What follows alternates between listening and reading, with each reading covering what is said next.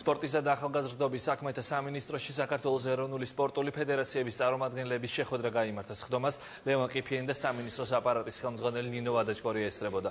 შეხვედრაზე სხვადასხვა ფედერაციის 60-მდე ხელმძღვანელი იმყოფებოდა. გაცნობიტი ხასიათის შეხვედრა 2 საათს გაგრძელდა. მინისტრო ფედერაციების დეპოლიტიზაციასა და ხელმძღვანელთა რიგგარეშე არჩევნების დემოკრატიულ გარემოში ჩატარების აუცილებლობაზე ისაუბრა.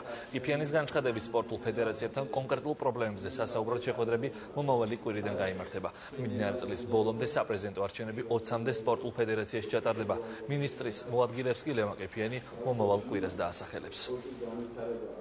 ორშაბათიდან იწყება უკვე სათითაო თითოეულ ფედერაციასთან შეხვედრები, სადაც იქნება საუბარი უფრო სიღრმისეული, დეტალური და თავარი არის ის, რომ არის ბზაობა თანამშრომლობის ორივე მხრიდან, არის ბზაობა იმისა, რომ გამოსწორდეს ის, რაც გამოსასწორებელია, რაც იყო კარგი, ის უნდა დარჩეს და უნდა იქნას გამოყენებული. გავიცანეთ ახალი მინისტრი, დაგეგმილი აქვს ძალიან ბევრი ახალი სასიკეთო რაღაცა პროგრამები და ის შემდგომში უკვე მოახერხებს ჩვენთან ყველა ფედერაციასთან სათითაო შეხვედრას, სადაც უკვე დავწყვილმანდებით, ესე რომ ვთქვათ და განვიხილოთ ყველა პრობლემატურ საკითხს, რაც საჭიროა ჩვენი უფრო განვითარებისთვის. მოხარული ვარ, რომ ყველა ფედერაციის ხელმძღვანელმა სწორედ გაიგო ჩვენი გეგმები, ჩვენი მიზნები, ჩვენი გზავნილები. ვიმედოვნებ მომავალში ყველაფერი ისე განვითარდება, როგორც პირველ რიგში ქართული სპორტის და საზოგადოების ინტერესები